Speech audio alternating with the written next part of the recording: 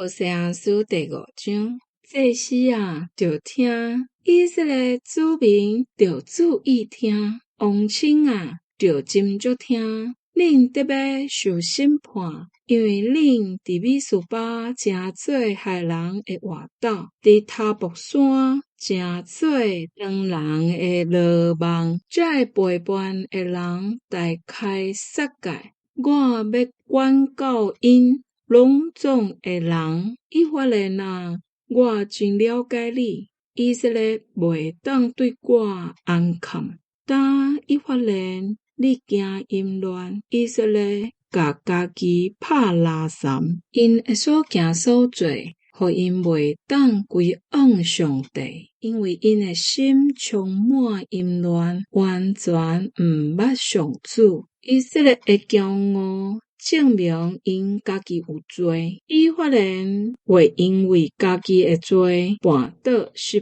败，犹大会甲因相款失败，因要带牛群、羊群去找上主，毋过找袂着，因为上主已经离开因。因对上主无重视，甲别人偷生囝，找伊会欠等以前，因甲因的产业拢会受毁坏。就伫基比亚分扫角，伫拉玛分拉巴，伫别阿文发出警报，便雅悯啊，着注意你的后面。刑罚的日若到，以法莲会荒废。我要对以色列逐支族宣告将来一定会发生的事。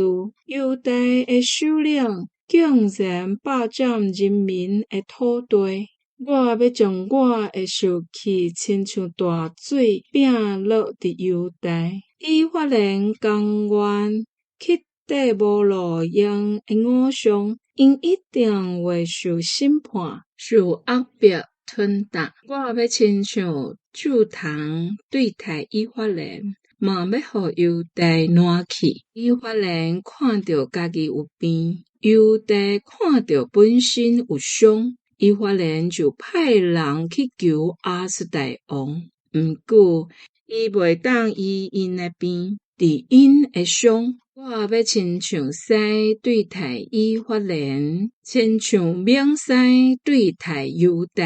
我要甲因拆喙拖走，无人会当救因。但我要倒去我的所在，听候因承认家己的罪，祈求见我的面。因伫急难的时，会迫切找求我。